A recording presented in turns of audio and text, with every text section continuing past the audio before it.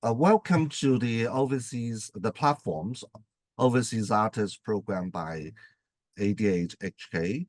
I am Patrick Mock, Assistant Professor from Art and Design Department, the Hang Seng University of Hong Kong. Good evening, audience and audience who are seeing these programs. I'm quite happy tonight. In Hong Kong time is evenings, but our guests come from the UK, so it should be in the morning. And well, I'm very glad I have an opportunity to talk to international artist, Rachel Gadsden. So it would be my favors to have a talk to you, since you have international famous visual and performance artists and one of the lead activists in the disability culture movement. And it would be a nice time to talk to you. And perhaps Rachel will also want to say hello to us too. Well, Rachel, good morning, right, in UK. And good evening, Patrick. I'm so pleased to be here and also to be working in collaboration with you or having this conversation, but also with ADAHK, who have been the most incredible collaborators over the last few years. I was very lucky to work with ADAHK in 2019 in Hong Kong, where I met some wonderful disabled and mainstream artists and activists with a program that was run by ADAHK. And I now have loads of friends in Hong Kong who I keep in very close touch with. So hello, everybody who's watching. Hello to all my friends. And it's a joy to be here. And it's a bright sunny day in London. I'm based in London and I'm sat in my studio. This is my own quite small studio. Wow. Well, in Hong Kong, the weather is getting cold. So, but anyway, very warm nights, evenings, because we may have a chance to share with your experience and what you're doing in the fields and perhaps and rare opportunities to closely observe the journey of an artist. So, would you share with us some of your early, perhaps your early snapshots about how you're becoming an artist and some of the challenges in the process, and let our local audience to have more backgrounds about you? Well, it's quite funny because I didn't go to an art gallery until I was 18. I knew absolutely nothing about art. But what I did know from when I was a very small child was that I had an incredible imagination. I'm an identical twin, and we spent our lives making stories and playing together. And I think it was the imagination that was important. I think at the age of 5, on a school report, the teacher said, "This child has no artistic ability whatsoever." I've still got it. And my parents had no knowledge of art. They were lovely, really welcoming parents and very supportive, but we didn't know about art. We weren't, my parents weren't highly educated, so they didn't know about anything to do with art. But it was quite clear I was always drawing. And bit by bit, my drawing developed further, and I loved acting, and my sister and I acted together and played together. So I think my father began to think, oh, maybe they're theatrical in some way. My twin sister's a classical musician now, and that's what she's done. But I went into theatre. So I spent 3 years as a performer, which seems abstract here, but as we know, because of what we're going to talk about, it becomes apparent. So I trained as a method actor, very serious form of acting, drawing on your own lived experience. But I've always had a lung condition. I was born with it, spent a lot of my childhood in hospital, and missed a lot of school. And gradually my lungs deteriorated and deteriorated. And probably constantly being in theatre productions was very detrimental to my health because it was too erratic. And basically I couldn't breathe very well. And I was given a machine that I wear now and have worn for many years in my early 20s, which is injecting me every minute to keep me breathing. It's in my bag here. I have a little bag and it's a syringe and it injects me. So I was always thinking, what am I going to do? Because I can't act. This is my training.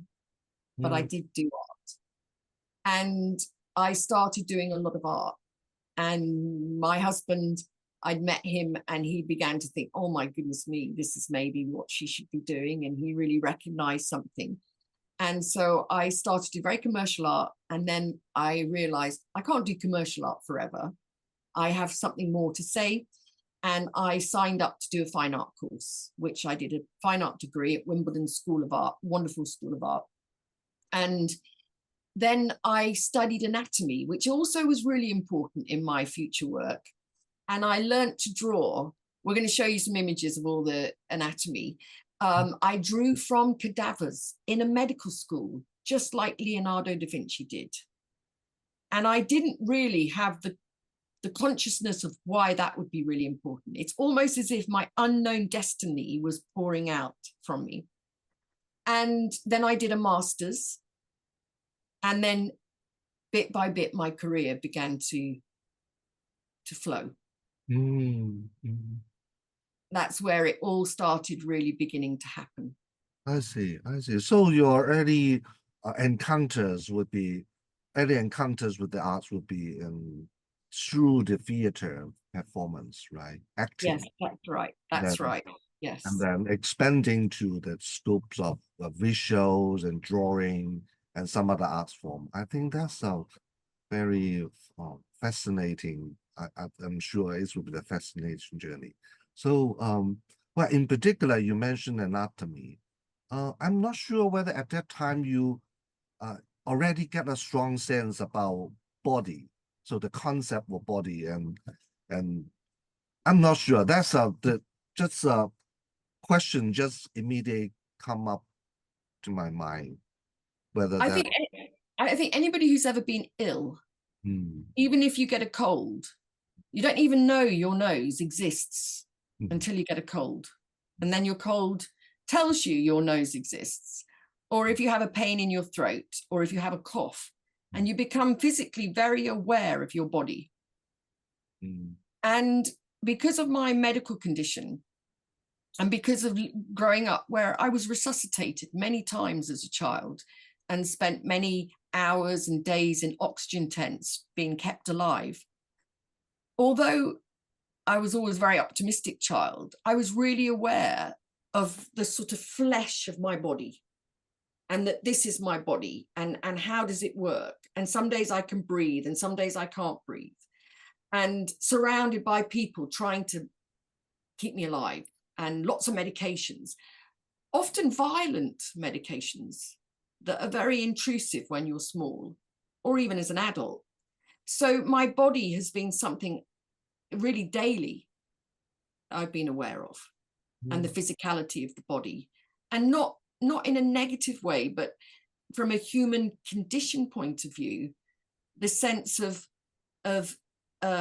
survival and fragility and the sense of hope, but also the sort of sense of our flesh and what it means to be human.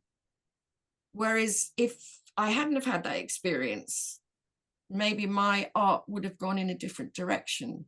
But I was really aware of probably at 3, I knew I would die, 3 years of age. And I never thought it was negative.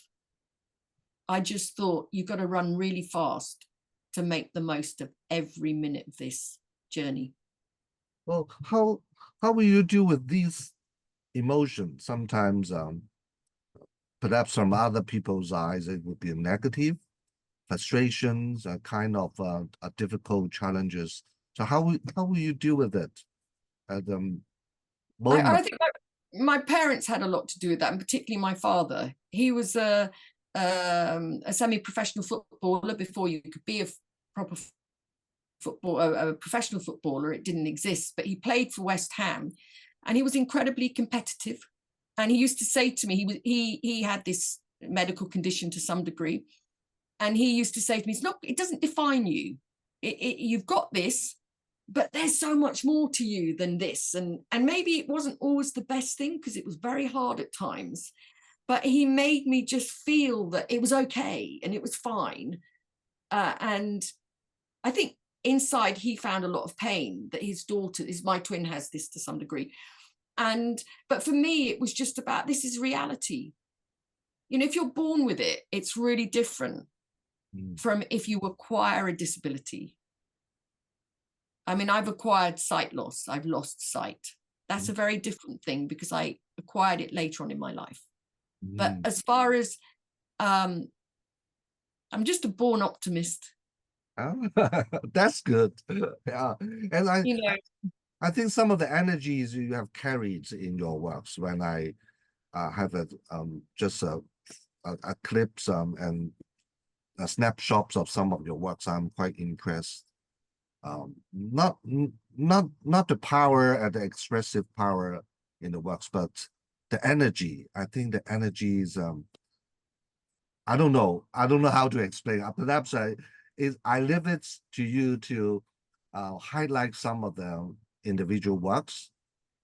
Perhaps you can explain some ideas for us, what these works represent and how these works would be done in a particular way. I am quite interested in some of your images sent to us before these interviews. In the groups of images, there's a message called we are not be removed. There is a group of images and that's quite impressive. So I invite you to explain a little bit for us. Can you remember the word? Yeah, I can absolutely remember. We shall not be removed. Yeah. And I think it's really important to maybe just say a tiny bit about the fact that I began to lose my sight maybe about 15 years ago. It was very, very difficult because I did a lot of very realistic work. I started with, we'll show some very realistic paintings. I really wanted to be the best fine artist where I could really make this fine art. And then you start losing some of your sight. And that detailed work is not necessarily something I wanted to do anymore, but also it freed me because I thought, why am I worrying about doing this work? I've done that. Now I can draw upon my physicality, my body, what I sense in my body. It's almost beyond what I might be seeing, but it's about really how I'm feeling and being very expressionistic. So in the work, We Shall Not Be Removed, which is a very dramatic piece, you see this figure in turmoil and moving around. I am a disabled artist. I did hide my disability because disability is very difficult and I can hide it. But I became very interested in using my creative voice to be an activist and also to shift global notions of what disability means. Because most people say to me, I hope you get better. I'm never going to get rid of my condition. I'm never going to be different from what I am. Days will be a struggle. And this whole notion of we shall not be removed was a campaign that came out of COVID. And all of a sudden, everybody became very aware, very quickly, young people, that they could die. They could die of COVID. And in some ways, for the disabled people, it was very difficult. I was isolated pretty much for 2 or 3 years, completely isolated, couldn't go out, couldn't go anywhere. And it was a sense that disabled people were being forgotten. And there were lots of messages around, well, actually, old people, they're not so important. And these people aren't so important. We need to look after the young, strong people. And this campaign developed that we should not be removed. And that disabled people throughout Great Britain, art disabled people, use their practices to make work that showed the power of what our voices were. And the physicality of my work particularly is very evident in that picture. I see. Okay. Apart from the visual drawing, I see another works you are sometimes work with other performers on the stage, sometimes musicians and some other performers doing a cross-media work. Yeah. Well, one of the works would be on a music concert. Seems to me as a music concert, and there is musicians playing music, and you are doing other forms of artwork. So how these things happens, and what is the message you would like to say? Well, I know exactly which one you're talking about. It was with somebody, a very famous deaf percussionist, Dame Evelyn Glennie, who I think ADAHK are very familiar with. She was became ill as a child and went deaf. And she has a world-renowned career as a percussionist. She's a percussionist. And for the particular performance you're talking about, it was a celebration for when Britain returned, the team returned from Tokyo with all their gold medals. They were very, very, very successful, the Paralympic athletes. And the government put on a huge concert at Wembley Arena for about 30,000 people. So this was in front of 30,000 people. And they brought famous musicians, artists together. But for the Paralympic event, there was a very high proportion of disabled practitioners. And all the athletes, their families, all the doctors and nurses who helped in COVID, because they couldn't be at Tokyo, they wanted to celebrate for the families these great achievements. So that's the piece I'm doing on the stage. And I was asked to create this 3 meter by 3 meter artwork in 3 minutes. Whoa, how can you do that? And for somebody who has quite major breathing problems, but I was brought together with Dame Evelyn and also a very famous composer, Michael from the States. He's a Hollywood composer. And he created the soundscape, and we just literally, it started and it never stopped. And my aim was to make this piece that created the energy of the athletes as they were making their work. And when I do a demonstration later on, you'll get that sense of how I'm trying to recapture the energy of the human spirit, not always physical energy, but through the artwork, you do that. Something I do want to say is, if you put a mark on a canvas with energy, so you get your brush and you go wham, that energy bounces back at the audience, in my opinion, or the viewer. So I really like the sense that we know if it's a slow mark, we know if it's a fast mark. The colors affect our human feelings. And I'm very interested in the viscerality, the substance, how you almost can swallow the paint, you can swallow the emotion. And I suppose in a piece like that, that's what came about.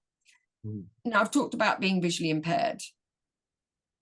Evelyn was deaf, and Michael is on the neurodivergent spectrum. So bringing all of us together showed that actually there are no limitations for disabled people. Why should disabled people, going back to that business of why should we be removed? We don't need to be removed.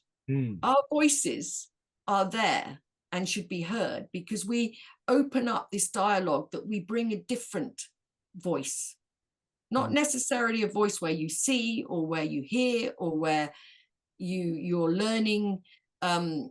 Disability may affect the way you think, but actually from an artistic point of view, it doesn't restrict you at all.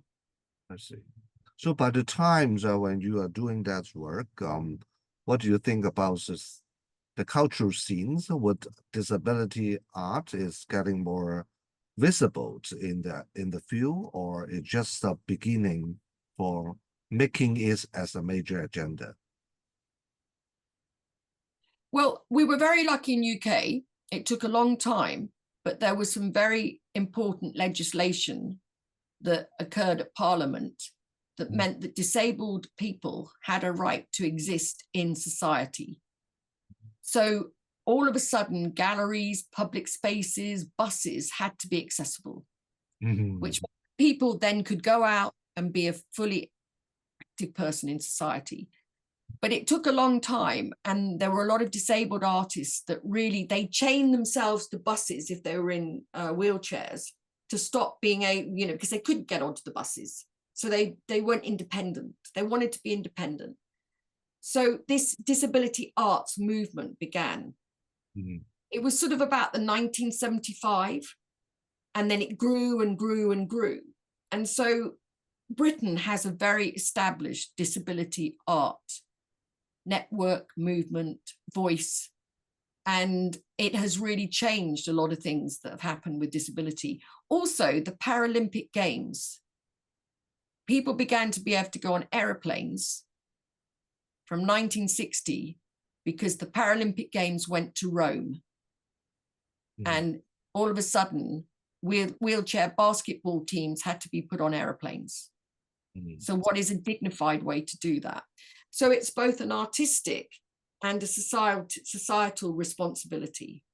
But through the arts, certainly, I think there's been a lot of cultural change, because things you can talk about through the arts, as I found, and as we know in Hong Kong with ADA HK's work, it's incredible artists. There's artists, different artists I've met who don't have arms, but they make incredible work with their feet. Really dynamic work. So I think it is changing, and it does shift perceptions of disability, that it isn't a weakness. There are challenges, but it should never be a weakness. I see. And it begins to make people feel that I'm not a victim. It also seems to me that there are more platforms and chances for bringing up these art forms or your groups or your works to the public. Just like one of the events, Breathing World in 2013. I think that there is also some more opportunities for you to put forward your works and ideas to the public. Do you think that that's also one of the trends in UK?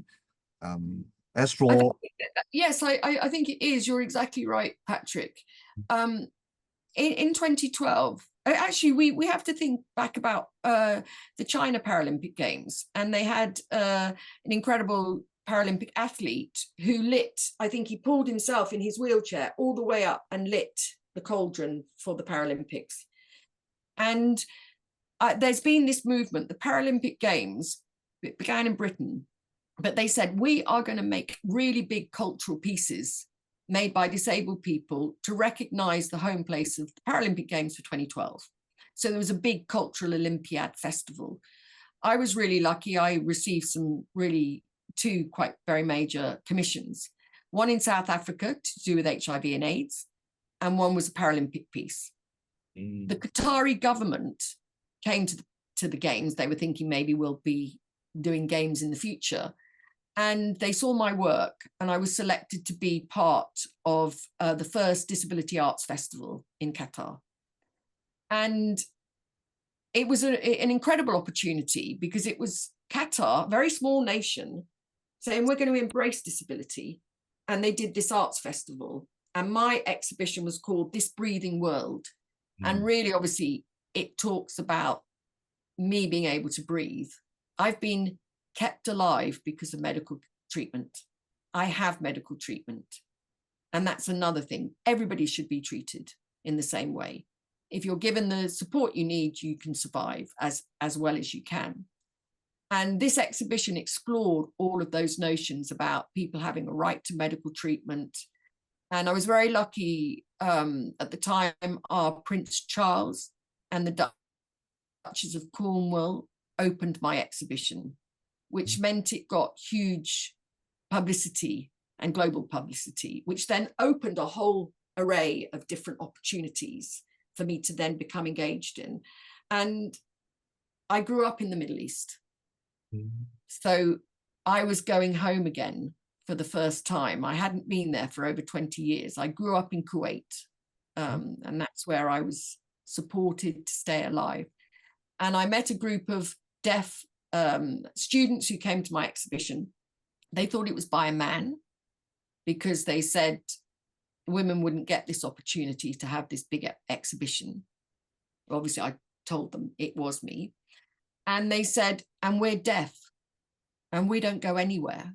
And there's only a few sign language interpreters. So after 15, we can't even go to university.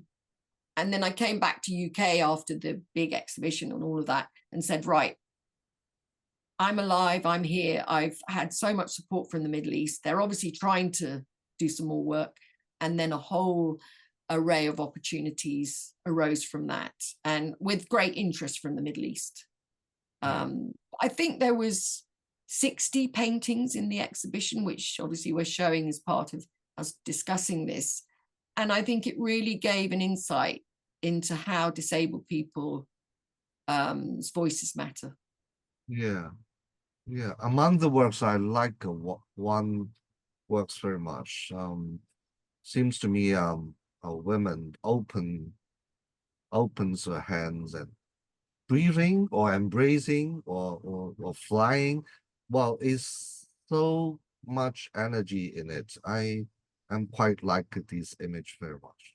Yeah, I think I do some very complex images sometimes, but often it's just a simple set of images or lines. And I know you're obviously come from a design as well as a fine art background. And something that I've always found with my work, you can tackle really difficult subjects, but they've still got to be beautiful. Because if you invite the viewer into your work, you can then make work that challenges really hard perceptions. So I always suggest to artists, if I studied anatomy, but if you put a whole lot of images on your painting that are just skeletons, a lot of people don't want to look at it. They don't want to be faced with their mortality and this death. But you can make a skeleton look beautiful. And you can make it look, and the person says, oh, what's going on here? And that changes how your messaging comes out. And you draw the person. It was something I learned very early on. And so I think that sometimes it's really important to just have something very simple, but it's very powerful, but you wonder what's happening. Yeah, and it's about that picture's about surviving. I see. You also have a group of artworks which demonstrate on the stage. It's so large. The artworks are large pieces, and you are just like a rock star on the stage, doing some.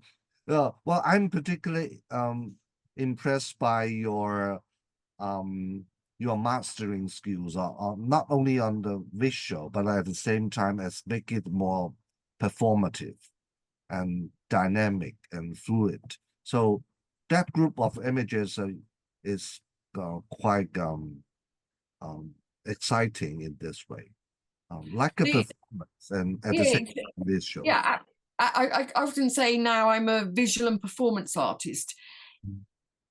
My work shifted a lot when I started to lose my eyesight.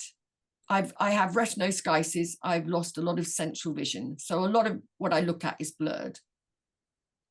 But I have a memory for how to create work, which still sits within me, which is something that I was lucky to have the opportunity to learn. But if you're creating an exhibition and everybody who comes can't see, what do they gain from that work? Or if you're doing a performance with lots of musicians and they're deaf, what do they get from it? They need visuals. So I began to be really aware of how if you make these multi-layered artworks, to begin, they were more like just straight artworks, then they could be appreciated by everybody in the audience, because we all like different things. It's not always just about visuals. Sometimes it's sound, sometimes it's text. So I work with composers and different people to create, and spoken word poets as well, to make work that really hits a big audience. And I think the piece we're talking about was actually a piece I was involved in, a very big project over 5 years to do with the Iraqi and Syrian refugees, and the fact that a lot of them had to come on boats and travel across terrible boat journeys to Europe to try and get some peace and sanctuary. This is a universal subject that is continuing now. It is going on in different countries, different places, people are displaced. But for this particular performance piece, it's called Ships of the Desert. I worked with an extraordinary composer called Freddie Myers, who's also ADAHK are aware of because he's been involved in some other pieces of mine. And he's mainstream. He doesn't have any of these conditions. But he is very aware of how sound can push the artwork. And I have brought my skills from years ago back into building narratives. So I'm usually on the stage creating this big piece, and we'll show a clip of this piece of work as well. And they're very energetic. But I think this place in Saudi, it was in the middle of the desert. There were about 40,000 people in the audience, all around the arena, and you'll all see that it was a very impressive. There was no limitations of the money that was spent to create this fantastic piece, and some of it was videoed live as I was making the work. But also, for the Saudi audience, it was a very challenging piece. They don't have art at school. So what was going on? And there were lots of, at the end, these whole mass of people almost came up to the stage. What's going on? This has been incredible, but what am I supposed to understand and take from this? And as we know, I'm learning all the time from different cultures. I came to Hong Kong. I fell in love with, brushwork, the way calligraphy's done. You're incredible calligraphy artists, but they also make big pieces. And I think it's that marriage of culture, societal issues. It's the human condition. Mm-hmm. I make work about people. I see. So you mentioned the terms of human conditions. It seems that it would be your primary concern all the time in different stages of your creation, artistic work. So, and one of the themes I pick up from your works is about transformations. Yeah, just like you mentioned that you are transforming the art skills from some of the visual to sounds and to other art forms. You never settle in one particular art form. You're always transforming yourself. I quite like these ideas, particularly in a series of work you group them under transhuman. Can you share with some of your ideas and your insight into this topic? That's a very good question. So obviously there's the word human, and this really relates to us as being humans. But when it comes to transhuman, what am I thinking about? Obviously, exactly what you've talked about. But just before the pandemic, soon after I came to Hong Kong, I found out that I had never made any antibodies. Now, antibodies, we all know we need to not get infection. And at exactly the same time, COVID arrived. Hence, I was so isolated. But I knew there were lots of problems with my body.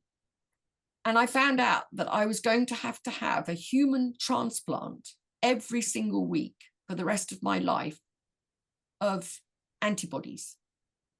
And then I found out that up to 10 to 100,000 people gave plasma for me to have this transfusion every week.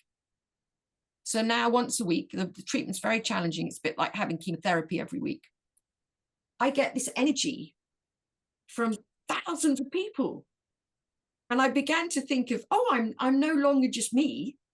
I'm a bit of this, and I'm a bit of this, and I'm a bit of that, because that's what's going to keep me alive again for longer.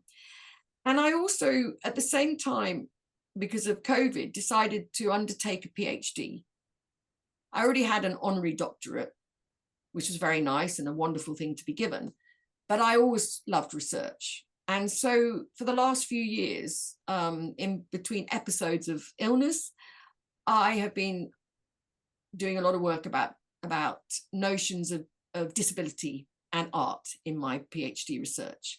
And Transhuman is a piece, it's a performative piece, but it comes out of this sense of what are the things that now exist in the world to keep us going. So we've got AI technology, we've got all sorts of machines that are pumping away. You know, I'm wearing this machine. I don't mind showing it to you because I think it's important to know what these things. This is my syringe driver.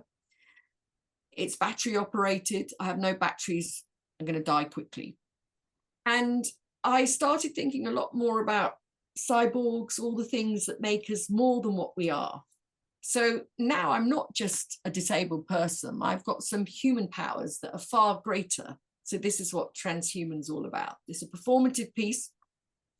And I decided, right, I will now show my disability in the full extent. I'm not going to hide anymore. Because if I stand here, you didn't know about my pump, you don't know I've got bad eyes, you don't know what's going wrong.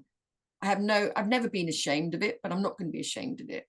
So I'm just going to get something. I had this corset made, which I wear, which is the moment where my lungs are most constricted. By wearing it, it causes that constriction. So instead of it being abstract, it's a real feeling all the time, me being constricted.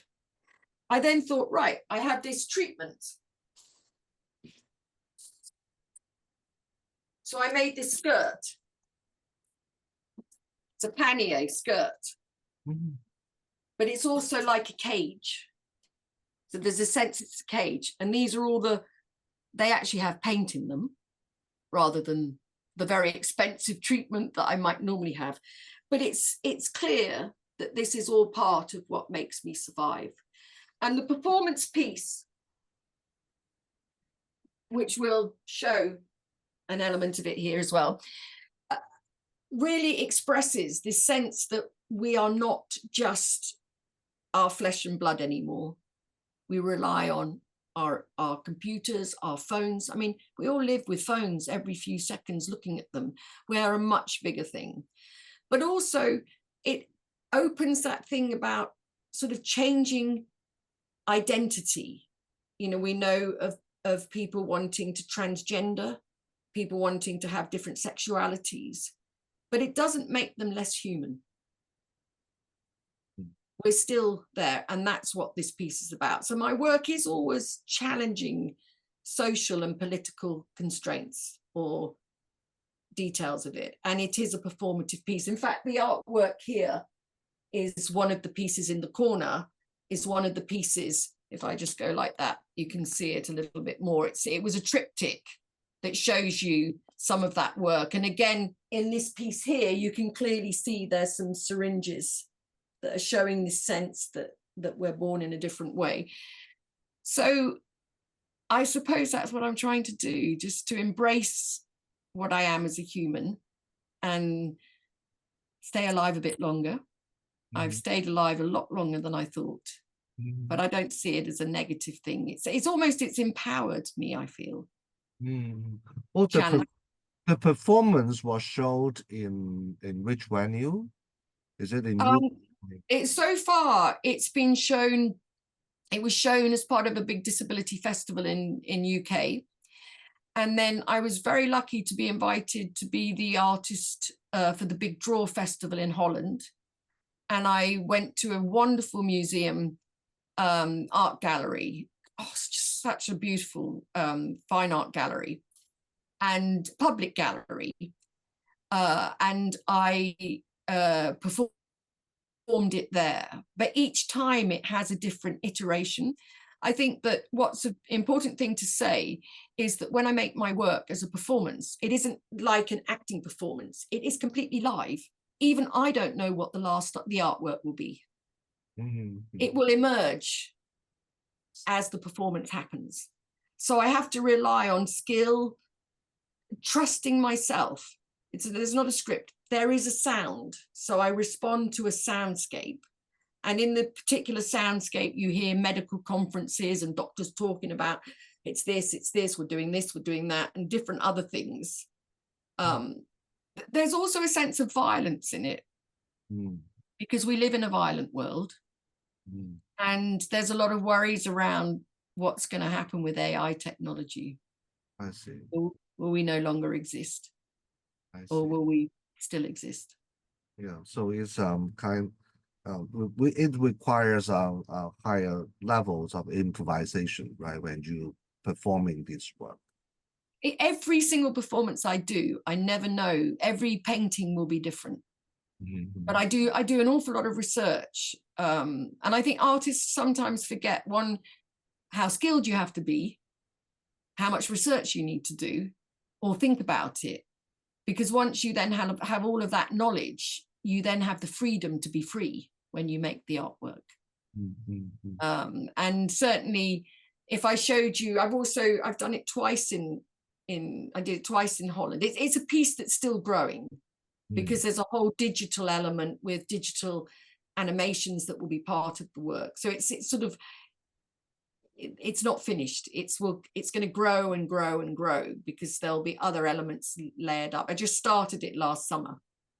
So it's a new work. Well, yeah, I'm quite impressed by the topic transhuman, and also by a few clips of your images. In particular, after listening to your explanation, I am so glad to hear that there is a very forceful interpretations of the term. You are not just celebrating how important, of course, the importance of technologies that make you alive and ongoing is important, one thing. Other people would sometimes have a high hopes on technology to make human be more advanced and more powerful, and that make them like a god. I think a transhuman topic, there is a sense of a piece of thinking looking in that way. But you are reminding us of the human conditions, the fragilities, and how we live on this fragility and make good use of some things to transform our body to go on. I think that's just more humanized, humble, and I'm seeing a sense of what I could say, a sense of humanity, and it's to be humble, to be surviving. I think that energy is quite impressing to me. Thanks for your explanation, actually.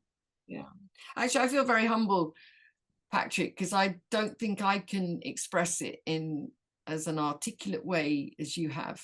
And I feel that you've really captured what I'm trying to do. I was having a conversation yesterday with somebody about how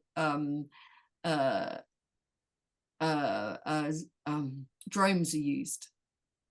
And somebody was saying that they send medications in drones now. And if there's big storms in UK in the north, they'll send them, the drones will pick up the medications or the blood tests, and they travel hundreds of miles. Of course they can. And then I got involved in a conversation about how, well, there's amazing things about drones, but also they also carry bombs. And that's the whole thing about technology, that we have to hold on to, make sure that it doesn't become something we don't want it to become as well. But I think you've really clearly articulated what I'm trying to do. I'm still learning from what you are doing and what you are expressing, and sometimes what you are writing. I also noted that you like Kafka very much. Yeah, you quote one statement from Kafka. So any reflections or recall of your memory after reading Kafka? Well, I think it's very interesting because so many of those artists struggled. I mean, he was dealing with tuberculosis and there were no medications to keep him alive. And so he had this whole sense of being human. And a particular quote that you're talking about, which we will put up properly, and if I can remember it, he says in his diary in, I think it was October the 21st or 23rd, 1921, and he says, anyone who cannot cope with life while he is alive needs one hand to jot down what he sees amongst the ruins. It might be a bit more than that, but he sees more than others do. After all, he is dead in his own lifetime. And I suppose what I gained from that comment was these difficulties that happen to all of us. You know, I've had a really good life. I'm alive. You know, I cannot say I might have physically struggled, but, you know, we all have challenges. You know, that's part of, again, the human condition. It's a universal. You know, one challenge is somebody else's challenge. But out of those challenges, for some people, it breaks them. But for other people, and I get that as well, but for other people, it gives them another dimension. And from that dimension, they move forward with support or with the help that they need. And I suppose I think that that's what Kafka was saying. You know, it's not a bad thing. Yeah. And I've met, because I've been to lots of conflict regions, I've seen how resourceful the human condition is in really difficult circumstances. Women who've done those terrible boat journeys that I work with in Germany and Jordan, who told me these dreadful stories of their children, you know, being thrown over the water and not knowing whether they were surviving for 5 days, and, you know, really awful things. But then these women are trying to start their new businesses because they want to survive. They want to give a life to their children. And that's the thing about what a machine can't do. Yeah. We can make a choice to stay alive, and to stay alive in the way we want to. Yes, Kafka said with his other hands, it is That's possible. right. It is possible. With his other hand. Yeah. To speak and to draw and whatever. Yeah, that's what you are doing. You are with your hands to express yourself and articulate ideas and make new artworks in a different ways. I think that's quite a resonant reflection, connecting you and Kafka, I think. Yeah, it's and actually I would, as I say, I met many artists in Hong Kong who are doing exactly the same, and in other countries, in Palestine and many different countries around the world. So it's not just me. It's maybe I've been lucky to have some opportunities, but, you know, at the end of the day, you're only the artist that's there today. So it doesn't matter what you've done in the past. You know, I never think about these incredible opportunities or the chances I've had. What I think about is I've got to draw a picture today, and what am I going to say today? And to never lose touch of that moment. I mean, in a minute, I'm going to do a live picture. I don't know what I'm going to do, but I'm going to do something. And so, you know, actually the only thing you can hold on to is the next artwork's the best artwork, and then the one after that will be the best one. And I'm going to keep trying to say something more important and something that matters each time. Well, we look forward to your live painting and showing us how you express yourself well, and what's the ways to do it. I think if you can do a demo for us, I think that would be great. Right, I'll do that. I'm going to get myself organized, and then I'm going to just talk. I'll have a little bit of an introduction, and then I'm going to go for it. Okay. And you'll see what happens. So just leave me to do this for a second. Okay, thanks.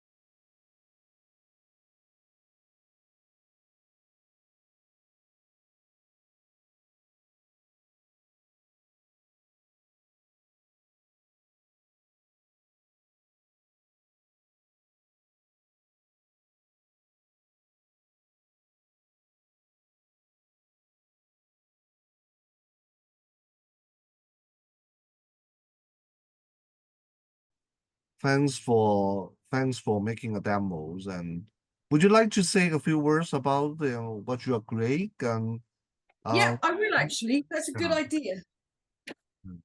So, what you all will have noticed is I started with this cloth. Mm-hmm. And this is almost the sense of trying to sort of penetrate the world, walk into this space that I'm going to inhabit. And it's almost a sense of, it's quite ritualistic. I do it in all my performances.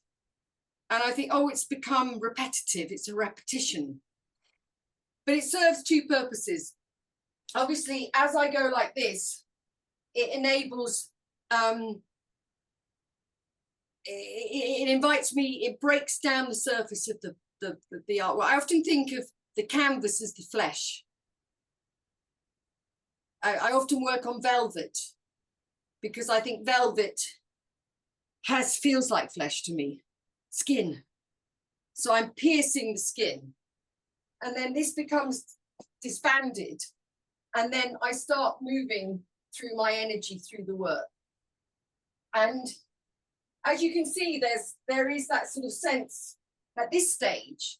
I mean, I carry on with the artwork and can make it much more complex. But as a first thing, at this stage of the work, as I come into this piece, I'm taking on board the sort of sense of the head and the arms and the hands. But rather than seeing it through my eyes, I'm seeing it through the sense of my body as it moves and how my sort of weight of my body. And this particular figure at this point is at that sense of, I could either fall and collapse, but it might be that I introduce another sense of the figure here, where it's then surviving in the same way that we discussed this breathing world picture, and that actually I'm now uplifted and that I'm now going forward. I can quickly show you a piece here that gives you a sense. I don't know how well you can see it, but here we have this sort of fallen figure. But who's this watching on? And that then I bring in other characters. It's actually part of a diptych, so it's a double painting that's unfolding. And who is this person? Is this somebody scared, or is that the perpetrator? So it can work either way. So in the works, if I have 20 minutes, they can become much more complex. But often I then take the works away and then I start stitching into the works with threads and other materials. We showed this one, which was on the wall earlier, which was actually with live musicians. Again, it's a diptych, it's a double painting. And then this is where the sound became the freedom. And all the artists that were, I was doing a live artwork, but all the artists, the performers were blind musicians. And this represents the vision that is so much more than what their eyes see. Because vision isn't to do with what we see through our eyes. And I've always believed that. So as artists and creatives, well, everyone, that there's a lot more than just the substance of our flesh that has to come into the work. It's about our imagination. And I feel that my diminishing sight, this channel has opened that brings my unconscious, that I think Kafka wrote a lot about, and many other writers, where it's so much more than what we just think on a human level. It's almost beyond our human sensations. And that's what escapes. And I think losing sight, now every wood is the most beautiful wood or the most terrifying wood. It's not just what I see through my eyes. this other layer of narrative becomes part of it. And I suppose that's what will happen with this artwork as well that I've just started. Thanks very much. Yeah, it is a really nice demos. Yeah, if you haven't explained, I think we are not aware. We don't know that you are losing sight, but you explain it to us, of course. And losing after what I'm saying is, even without the sight, you are explore new dimensions of your body. Yeah, body sense, unconsciousness, and a combination of your conscious ideas and the full strain that you are putting on the canvas is so nice, the performance you have. And thank you very much. Thank you. So after have some ideas about your work, perhaps we shall move to a wider social context and how the communities can receive your works and see the ideas about disability art and what your expectations for the future. Would you share some of the ideas on this topic? I mean, ultimately, what my hope is that we don't mention the word disability anymore. Because what is disability? And people say, I'm differently abled. I'm not differently abled. I'm just a human being. None of us are differently abled. We don't have great talents, not talents. We're just all what we are.